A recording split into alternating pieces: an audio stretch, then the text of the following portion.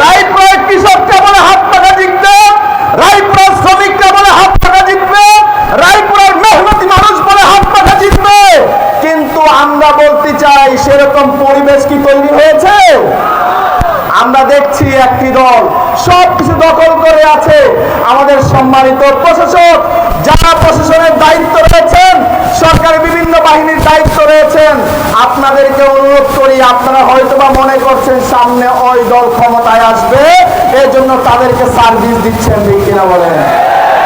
আমরা বলতে চাই, আপনাদের এই স্বপ্ন ভঙ্গ হতে পারে, কারণ এদেশের মানুষ জেগে উঠেছে।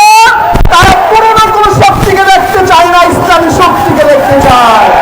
এজন্য আমাদের প্রশাসন ভাইদেরকে, প্রশাসনের ভাইদেরকে আমি আন্তরিকভাবে অনুরোধ করতে চাই, আপনারা এখনো লেভেল প্লেইং ফিল্ড আপনারা নিশ্চিত করুন।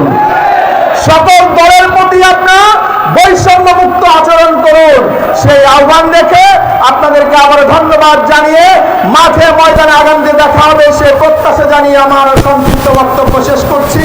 আল্লাহ হাফেজ। আসসালামু আলাইকুম ওয়া রাহমাতুল্লাহি ওয়া বারাকাতুহু।